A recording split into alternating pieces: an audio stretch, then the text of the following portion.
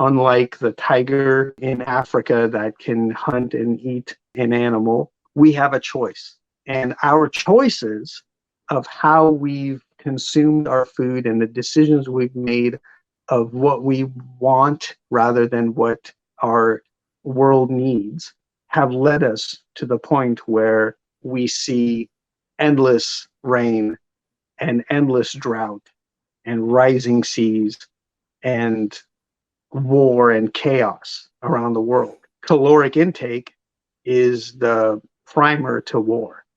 And we feed 90 billion animals so that we can feed 7 billion humans.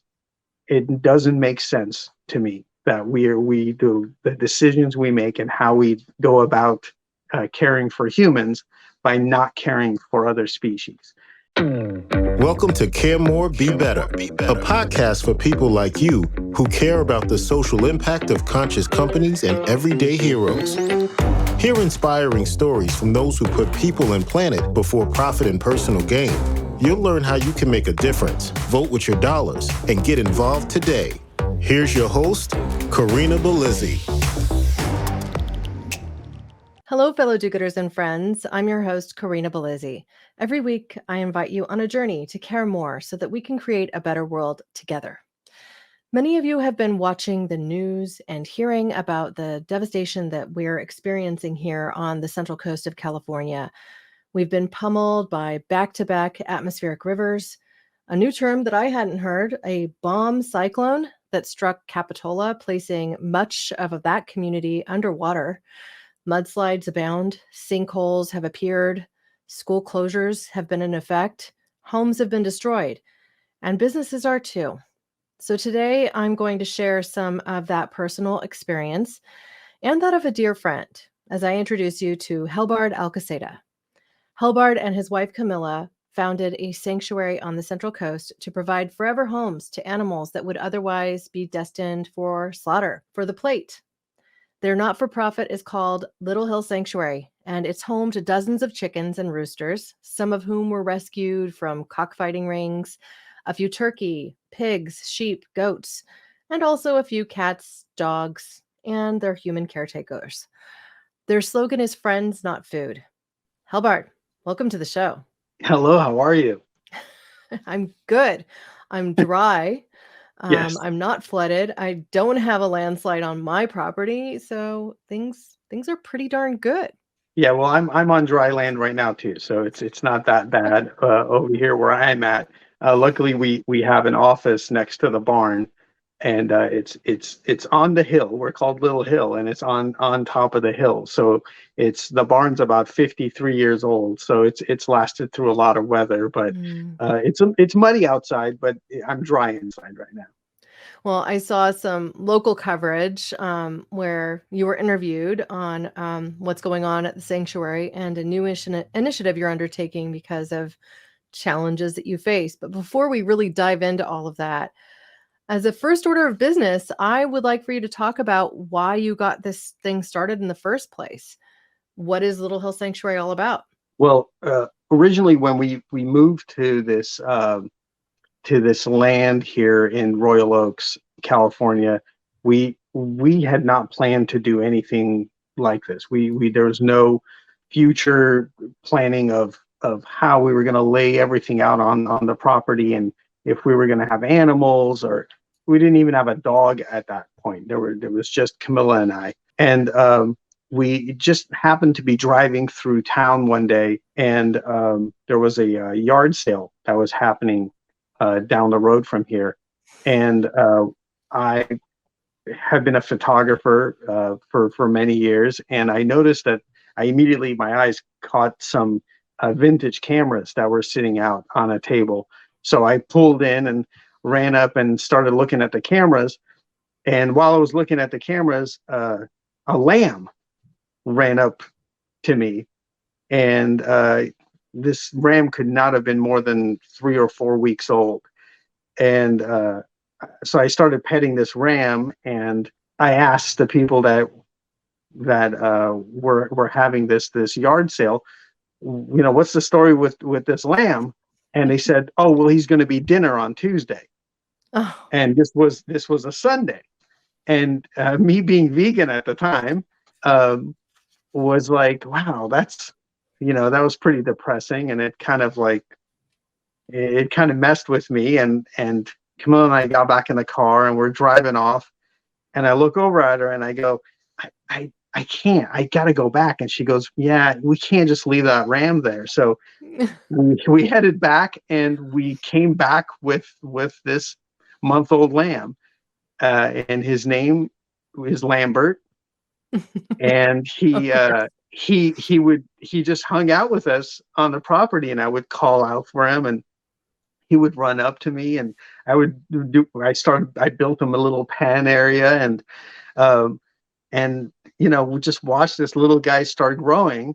And next thing you know, we went to get some feed for him, and next thing we know, we see some hens at the feed store that didn't look like they were in a very good place. They were crammed in this small cage, and so we got them and we brought them, and next thing you know, there was a sheep and then some goats, and and all of a sudden I had all this cost on my hands to care for these animals, and I was paying out of pocket for it, and the prices kept going up, and we kept rescuing more animals. And I went to Camilla one day and I said, can you ask for donations? Because I think we're doing all this stuff, but I'm not exactly sure what the I'm not exactly sure what the plan is for this whole thing, like where we're going with this.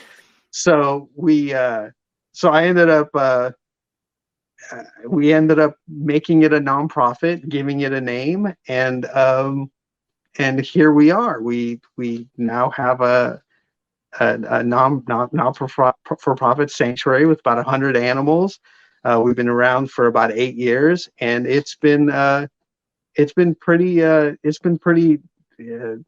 interesting, to say the least. And the amazing thing is that we didn't have an idea of what sanctuaries, especially California sanctuaries, are about. And once we realized what we were going through, and how much work it was to care for animals, we started reaching out to other sanctuaries, and now we have this amazing network of sanctuaries that we work with, and we're all connected. So we went from rescuing this one lamb to now rescuing hundreds of animals every year, and being connected with all these other sanctuaries around the state and the country, and making it much easier for animals that need rescue to go from a place where they're in danger to a place where they can live the rest of their lives in peace and safety, and make it as seamless as possible. Well, here in California, we've had a couple of challenges to contend with over the last few years, going from very, very dry, meaning in some cases it was harder to get hay, or the hay would be a lot more expensive, to getting all of your water at once, like we've been experiencing now, to a couple years ago, fires that resulted in evacuations. And then you have people with their home farms where they might have chickens and goats and other things living in the mountains of Santa Cruz County saying, I need to get my animals somewhere. We have to escape right now. And so some of the things that you do, and that I know you're connected with, when you're trying to handle these situations, it's like everything becomes an 11th hour fire. So where are you right now? How can people help? And what's the path forward for you? Yeah, there's the 2020 fires were were an eye opener for us, because not only was our power shut off for a good period of time in the summer, which is something we hadn't experienced before, because power outages here were more of a winter thing. And Right. we've That was had every time the wind blew, right? Like, yeah, we've had power outages for 6 days straight. And so we had gotten ourselves prepared for that. But then when it started happening in the summer, it was a whole different thing, because like most sanctuaries, our water comes from wells, and wells run on electricity. And when the power goes out in the winter, we collect water, rainwater. We've been actually doing that through all these atmospheric rivers. But when the power goes out in the summer, um, you have to several times a day make sure the animals have enough water. And so we had to change how we were. We had to change how we were functioning throughout the year. So we've been in this very aggressively moving towards solar, where we've been slowly accumulating our solar infrastructure, which we're hoping will go live within the next couple of months. And so the entire sanctuary is going to be off grid and run solar. So we won't be relying on Pacific gas and electric services, and we can care for our own animals with our own power source. We also realized that a lot of people in a lot of other sanctuaries are in situations and in environments that, whether it's a fire or a flood, are in a much worse situation than we are when something happens. For example, during the 2020 fires, we rescued about 400 animals in about 2 weeks time, and all the other animals got returned to their owners or to their homes. But it's been something that we are constantly trying to keep up with, because last year we had this terrible flood the day after Christmas that ruined a bunch of our tools, wrecked a bunch of our feed, wrecked a bunch of our property, almost killed our horses. It was just this awful flood. And we managed to save the animals at 2 a.m. in the dark and started rebuilding. And then this happens this year. And it was 10 of those in a row. And we're realizing something's not the same. There's something changing. And we all talk about it. We know it's happening, and we think it's going to be our grandkids' problem, but it's happening. It's our problem. That we're realizing it may be our problem, to the extent that if we don't do something about it now, our grandkids won't be around to deal with it. So it is our problem. It's this generation's issue. We have to do something now, because there's so much patching and duct taping and trying to repair and jerry-rig things you can do until you just have to give up. And we're at the point where we don't even think that it's realistic to have an animal sanctuary and rescue in this part of California, because where are we going to go? Where is it safe now? Where is it realistic in the Central Coast if this is going to happen every year for 2 or 3 months a year? Wow. Well, that's the bleak side of things, isn't it? So I know that the governor of California, Gavin Newsom, has declared a state of emergency. I wondered if that had resulted in any funds or support being available to you at all at this point. Is that still something you're working to reveal? There's an odd disconnect with the government and farms.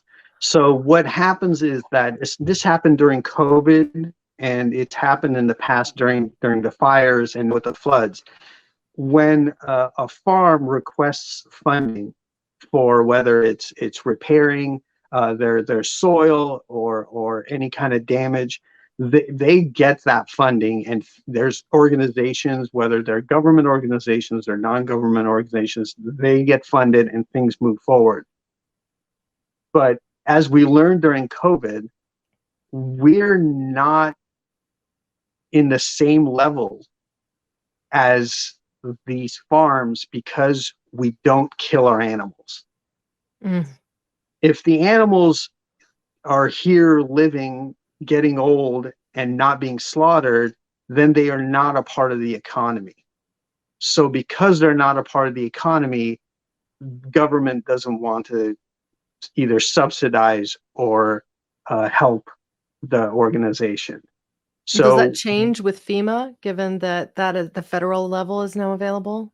FEMA really has nothing to do with what we do. Okay. They're not a part. They don't care. So it's not a FEMA thing. If it was me as a person, as a human, and my home had a tree fall on it, there are endless services for me. But if a tree falls on one of our animal shelters, there's no services for that, because they're not animals that are going to be put into the market as food. So we don't get that kind of service from the government, because we're on our own. We That either is get so interesting. we either get donations from people that support us, or that's it. We don't get, the government, California is not going to step in and say, oh, we want to make sure your animals are safe. They're going to go to, Turlock or Modesto and make sure that the chicken farms and the cattle farms are doing well, so that it's an economical move, not Okay. not a move to care for any person or animal. Now, you mentioned you had passed through or helped save over 400 animals back in the 2020 fires. Talk to us about what that looks like, because I want the people Um, to understand what the kind of services are that you have had to provide or that you are providing in times when, this strife comes up. yeah, usually the normal process is, we either get a call and we get contacted. Somebody says there's an animal that's in danger, and we go and we find out if they actually are in danger. We want to make sure that actually it's not just somebody that shouldn't have an animal under their care. It's this animal is actually in danger, or it's an animal that has escaped a slaughter situation, or it's an animal that somebody has removed from a bad situation and just needs them housed somewhere. That's usually the process. They fill out forms, they surrender the animal. We either bring them directly here, or we have them brought to another sanctuary or rescue. But when a wildfire happens and there's evacuations, and there's a sanctuary with, let's say, 250 rescues, there's really no time, and there's no realistic way of getting everyone into an ark and moving them off the property. It's chaos. It's everyone getting their trailers over there, trying to round up as many animals as possible. We have pigs that are 750, 850 pounds that have never been on any hard ground. They've always been on soil, grass, and mud since they were little babies. So trying to get them into a trailer is impossible, because they're like, what are you doing? I'm not going to go into that thing. So there's Well, a it's lot frightening. It's a frightening it's thing for frightening. them. Yeah. Yeah. Even with horses, They have to horses be have to get trained. they have to be trained to get into a trailer. That's exactly So right. I had a trailer that was too small for my thoroughbred horse at one point. My friend it was a straight load, but it seemed too small, and so the horse refused to go in, right, to the point where right, they reared up and ended up injuring themselves coming down right, on the lip of the trailer, and right. resulting Now in imagine, $1,000 in vet bills on yeah, people's heads. imagine that happening, multiply it by a couple of hundred, with fire and smoke coming at you, Right. and complete chaos, and dozens of people that these animals had never seen before running around with crates. We realize that it's really unrealistic to say we have a plan to get out. There is no Right. plan. There's no plan. So when we were rescuing those animals, Camilla was driving into the fire zone, loading up turkeys and chickens, and driving back and going back. And people were coming up and just putting in carts with names and tags on them, and we were just trying to organize it. It was chaotic. It was very stressful for the animals. It was unfair for everyone. And all I can tell you is during an emergency situation, no matter what you see on TV or how the news is trying to process it to people, it's a million times worse than you can imagine. It's Well, just and it's let's just complete say chaos. those people that were closer to the ridge when the CZU fire complex hit, and it was quite sudden and it was unpredictable for a little bit, and then winds hit and suddenly sent the fires leaping over roadways and things like that. I had a friend who had a flock of chickens up, on the ridge and had no time, to your point, to be able to get them out. So just made the choice to release them all and Yeah, hope that they'd be able yeah, to yeah, survive the fire. yeah, Understanding that these are chickens that had just been, cared for since they were itty bitty, right? yeah. But it was their only option. She couldn't Right, fit them all in the car with their few belongings, their dog, their kid, right. their, Yeah, precious belongings. That was just it. And yeah, so sadly, people have to make those choices. In the case of horse evacuations, often you're forced to prioritize. Which animals am I going to save today? I've got 16 to get out. I have a 4-horse trailer. I mean, do the math. You may be able to leave once and you hope you can come back and get more, but you don't know if you'll be able to. And it might be the easy loaders. They get in because you can get them out quick, right? And so for anybody who has a horse, and if you haven't done a lot of training with regard to helping them load and unload from a trailer, it is a vital use of your time. I know it's a lot of work. I've personally done it. And yeah, sometimes having a trailer with, one of those sweeping gates that can open to make it look more spacious can be helpful too. But often, because people understand how severe this can be, a friend with a trailer will help. I mean, you just have to ask, get some support. It can help develop to your point, plan. And I mean, yeah, heck, good intentions and plans can go the way that don't know when suddenly a fire yeah. erupts, but at Right, least you can be a little bit more prepared. right, right. Yeah, you have to be somewhat prepared. It's difficult to be completely ready, but it's and I thought we were ready this year. I really thought for the water, for the mud, I thought we were ready.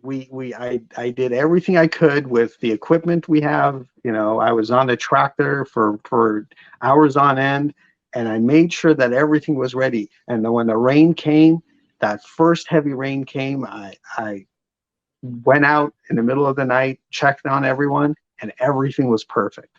Everything was moving. The water was moving the right direction. Everyone was in their barns and shelters, and everything was great. And then the next rain came, and then the next rain came, and then everything fell apart. And there was no way of keeping. It was no way of keeping up with the rain. And as we're talking right now, there's more rain coming. So, and right after I speak with you, I'm going to go out there and try to get some more stuff prepared. But it's really exhausting. It's extremely exhausting. And you feel defeated, and you feel like there's no way of getting ahead of it. And I kind of see it in the eyes of the crews out there working on the wires, and the Caltrans, and all the folks out there trying to get everything fixed. You can tell in the look in their faces, like, this is all going to happen again in the next week. So, like, when does this end? But it's pretty brutal right now. I think the last number I saw was just over $30 billion of damage just to California. Yeah, and that's a very, very rough estimate. Mhm. I will say, I think the only species that are really loving all of this is the mushrooms. I've been spending some time Right. Right. hiking around the neighborhood, and I'm like, wow, I don't think I've ever They're seen everywhere. that mushroom here before, They're you everywhere. know? Yeah. So it is wet. I will just say for people listening, where we are in Northern California, you can associate it with redwoods, but we've had such intense drought for so long Yeah. that it's just the ground isn't even prepared to be able to take this in. And Yeah. so a lot of it is going right down the drains, and you think, okay, great, we're going to have more water and the drought will be over. But we're not even in that situation yet. So when we get a really intense levels of rain all at once, the precipitation that's the recent pattern. We get it all at once. And then our summers are desert like.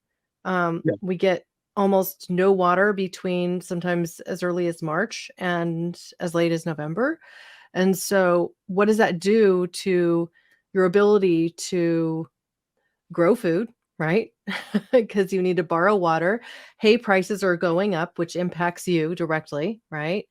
Um, I think what we've seen as far as water allocations for California, and the growing of alfalfa, oat, and grass hay is something like 30% of what it really needs to be if we're going to be at full production. And Yeah. so that's, one cutting or two cuttings missed throughout the summer, depending on, where you're based and what your water allocation was. So it just means that problem is also going to worsen.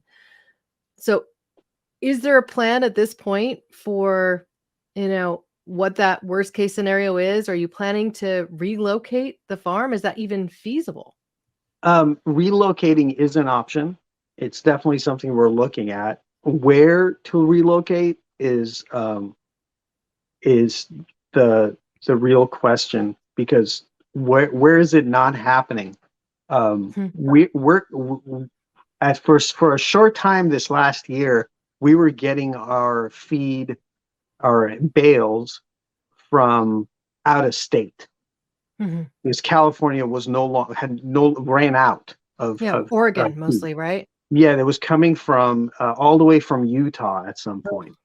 It was coming Okay. from everywhere. And the price for a bale of grass has shot up to $31 now. Yeah, I mean, it And was 15 a few it back, was so 15. Yeah, $15 just a few years ago. And Mhm. like you said, those cuttings aren't happening anymore. So the number of cuttings aren't happening. So there's alpha and grass that they would get 5, 7, 8 cuttings from. They're getting 3 or 4 if they're Mhm. lucky. This rain isn't going to change that, because Shasta is still at, I think, 50 something percent.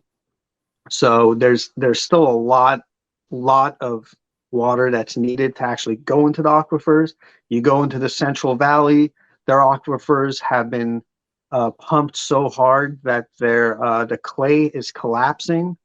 So the aquifers can't actually be get their get their full capacity like they had to. So they have to drill wells deeper Mhm. to get to that water, which causes so many other problems. Here in the Central Valley, we're having salt water intrusion into wells. Um, Couple of farmers just in our area have left. We just lost a farmer up the road from us who has been extremely helpful with feed, helping us get feed for the animals during the warmer months. He's gone. There's erosion happening on another farm up the hill from us that it looks like there's just canyons where they used to grow food. Um, this is where human food and animal food is coming from. Where do we go where we're going to be closer to feed, to have the price be lower, and where is it where we're not seeing the effects of weather patterns changing? I don't know. I don't know where would be a logical place, but it's one of those things where we have to think of now and start planning for. But yeah, and and there have been certain sanctuaries in the past 18 months that have left California. We Mm. had a very large sanctuary in California move to New York, the state of New York. Wow. So they moved all of their animals and equipment to New York, because it was more realistic for them to be able to care for their animals there than it is here, which is just bizarre, because It's mind-blowing. Yeah. it's just mind blowing that California is one step lower than New York State for animal care. You'd think California would be the best weather, but it's not. Not anymore. Not anymore. Well, I think those who have had experience of being at a horse barn or a farm or a sanctuary like yours can understand and picture some of the challenges that you're talking about. I have, been in and around these types of environments my whole life. Being somebody who's into horses, growing up on a commune, and actually having animals that we used for food. In our case, we consumed them. It wasn't a vegan thing, but we had chickens, we had rabbits, we had horses, which we rode, and they were the treat, really, more than anything for me. But generally speaking, you'd run into a challenge like, hey, it got too cold. I need to break the ice in the trough.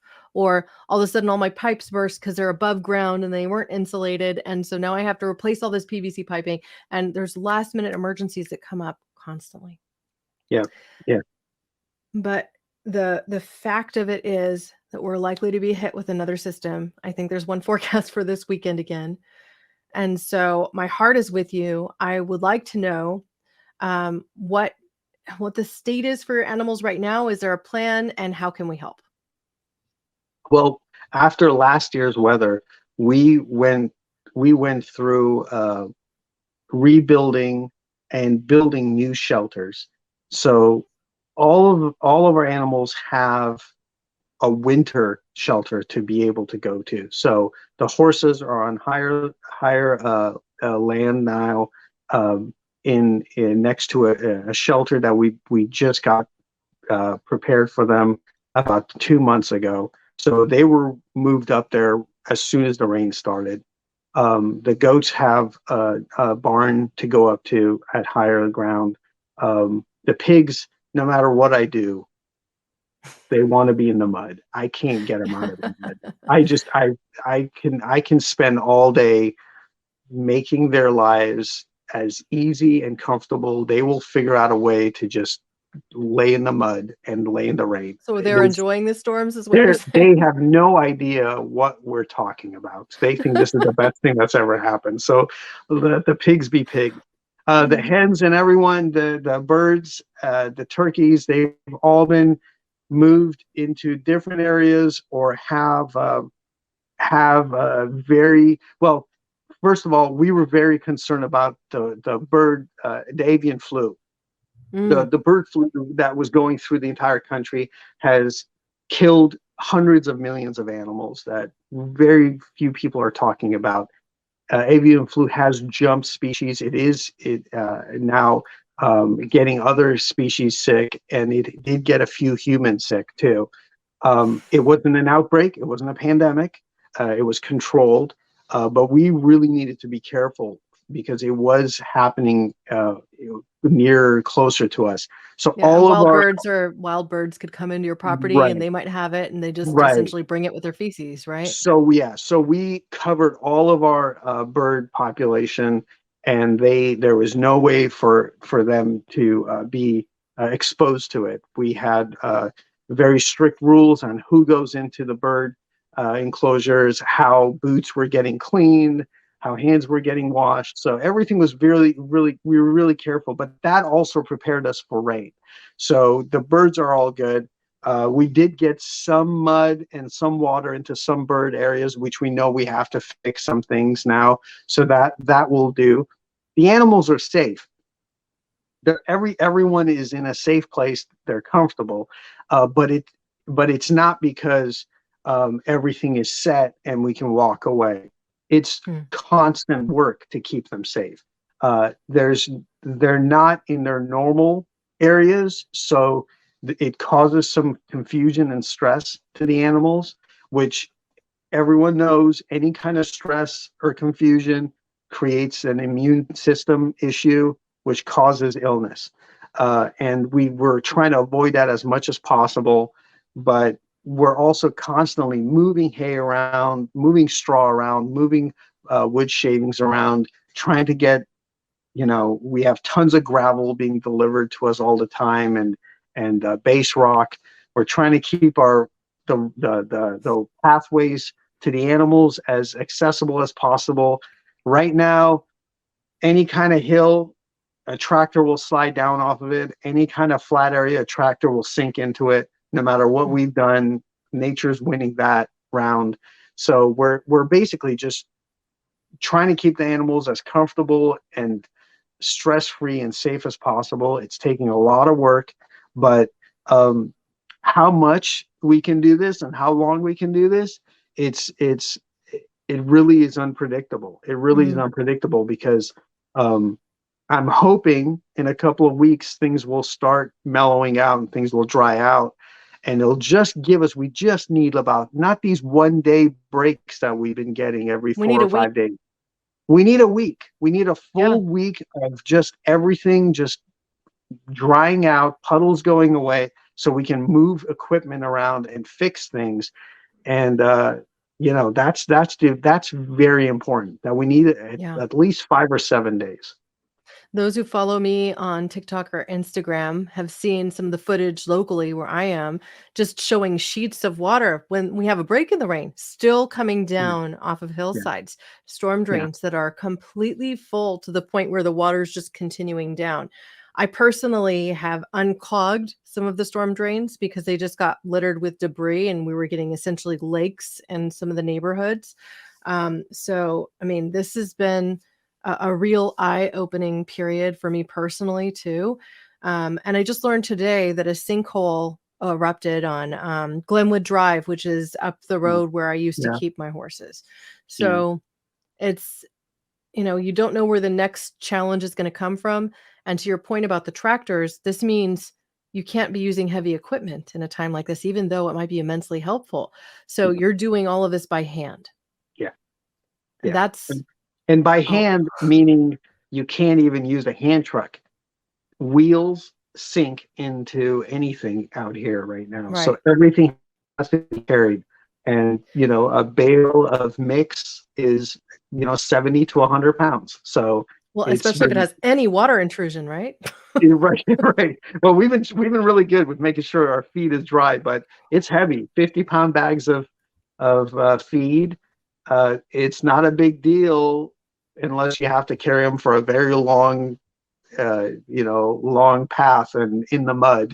And the mud here is now, at best, it's like 4 or 5 inches, but in a lot of spots, we're going at least a foot of mud that we have to walk through with feed. So it's you it's have to very wear difficult. waders, not just boots. It sounds like. Yes, I have the full. I have my Halloween costume all set for next year. So. I'm all ready to go. Oh dear, the times we live in. I know. Well, as we prepare to wrap, I'm going to share a couple of things. One, I did start a fundraiser on Facebook for your sanctuary. Now it's shared on my personal page, but also on the Care More Be Better page. And so anybody who visits my page can choose to make a small donation. If they are recurring, you're actually getting matching funds from a generous donor. And so I set up a recurring donation of, $25 a month, but hopefully I can keep that up and keep contributing. I'm also asking for anybody from the community who's able to do so to please consider doing it. You can also start your own Facebook fundraisers if this is something that you're passionate about. And the benefit of doing that is simple. A Facebook fundraiser, they cover the 3% charges that would otherwise be taken away from Helbard and Little Hill Sanctuary. So the money that you put forward can all go to work as opposed to just part of it, right? And sometimes that 3% makes a difference. Secondly, I want to say something about animal welfare in general. And this is really coming to people who are considering getting another animal in your own life. Please adopt or rescue before you go to a pet store, no matter what you're looking at. I have seen at our local shelter anything from guinea pigs to rabbits to, even baby goats. So lizards of all different sorts. We have adopted a bearded dragon, 3 guinea pigs. My dog is a rescue. My horse was a rescue. So again, just, think about providing that forever home to an animal in need. I just think it's the best way to do things. We don't need to go out there and get the purebred animal. There are plenty of animals that need homes. So I'm going to step off my soapbox and ask you if you'd like to leave our audience with any closing thoughts. Well, yes, it's my job would be a lot easier.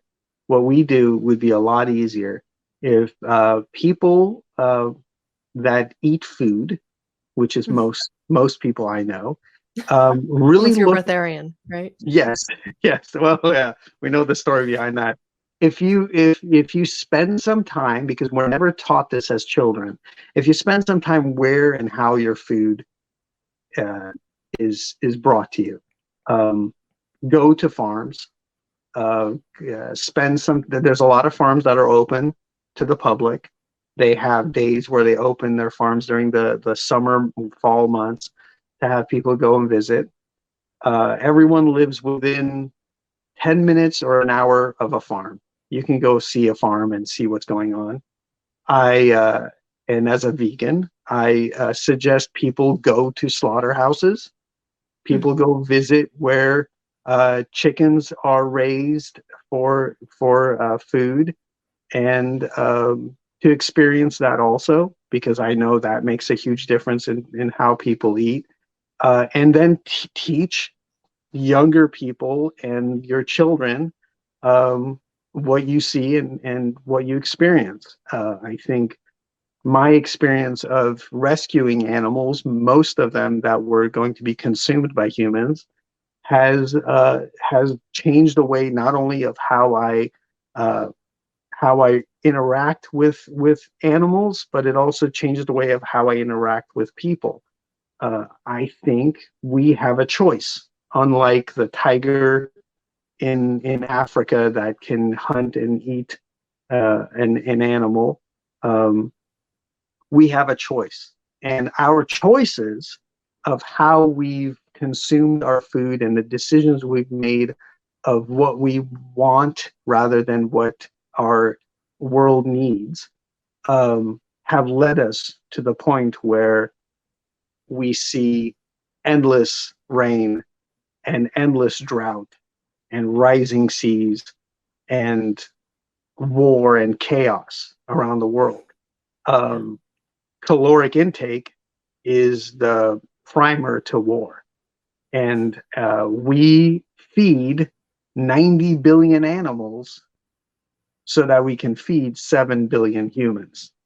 It doesn't make sense to me that we do the decisions we make and how we go about caring for humans by not caring for other species. So just learn where your food comes from. I was just recently speaking to somebody who didn't know a lamb was a baby sheep.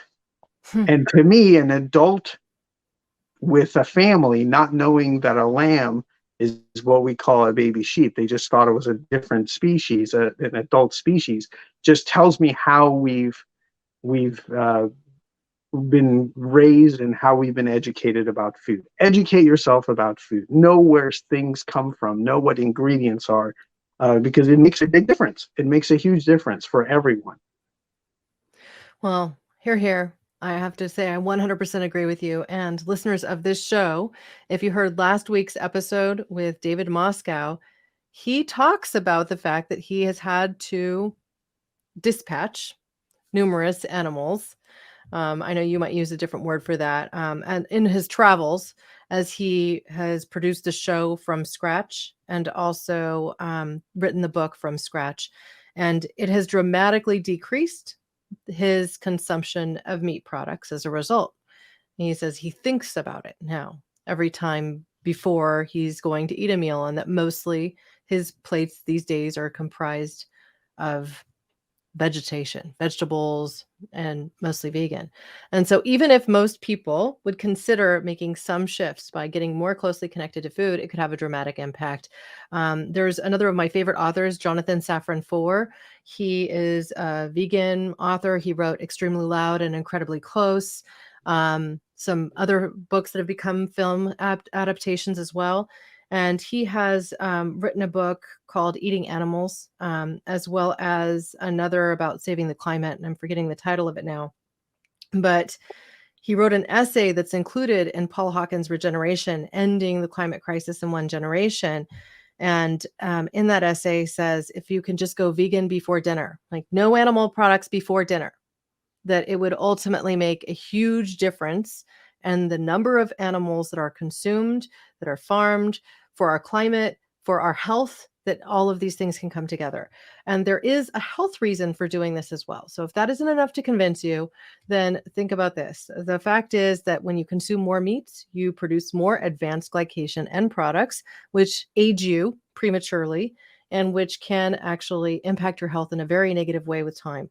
And so I know there are movements out there like the carnivore movement, among other things. I don't even want to touch them with a 10-foot pole. Just understand that there's a lot of science behind eating mostly plants, and getting your nutrition from plants can be an incredible way to support your health and vitality long term. So I'll step off that soapbox now. Helbard, it's such a joy to have the opportunity to finally tell your story. I've wanted to do this for some time, and I'm sorry that it had to be under such extreme conditions, so to speak. No, it's fantastic being able to talk to you and letting people know what's going on out here, and they can help, they can support us. Whether you want to support us with volunteering, you can go to our website littlehillsanctuary.org and sign up to be a volunteer, or you can donate funds. If you don't want to take the risk of donating funds, we have a wish list, so you can buy specific things for our rescues that help us every single day. So yes, and you it can is great. Sponsor a specific animal, from what I saw. Right? Yes, you can sponsor. You can. Yeah, it's pretty awesome. Thank you so much. I really appreciated talking to you. I really appreciate your time. Thank you so much, Helbard. As a closing reminder, the website for Little Hill Sanctuary is simply littlehillsanctuary.org. You can also find them on Instagram and on Facebook at Little Hill Sanctuary. I will be sure to include links to every website and what we talked about today in show notes, including that video feature where Helbard was actually featured in the news. Remember, when you donate on Facebook, that they do cover the fees and they make it very simple to start your own campaigns. So whether it be a charity like Little Hill Sanctuary or another that's local to your community, you can go ahead and do that to support charities you really care about, from donating your birthday to just stepping up in a time of need. I have started a Be Better challenge, and so every Monday on our social platforms, we are featuring a specific topic. The first of the year was really talking about getting outside, appreciating nature. And the second was about community. And for community, I chose to support Little Hill Sanctuary. So stay tuned each Monday for that on social platforms. I hope that you'll engage and think about the things that you can do each week to care a little bit more so that we can all be better. Thank you, listeners, now and always, for being a part of this pod and this community, because together we really can do so much more. We can care more, we can be better, we can even create stronger communities and protect a whole heck of a lot of animals out there. Thank you. Thanks for listening to Care More, Be Better, a podcast for social good. To make sure you never miss an episode, subscribe, rate, and review wherever you listen to podcasts, and share with your friends to help us reach more people and spread more social good.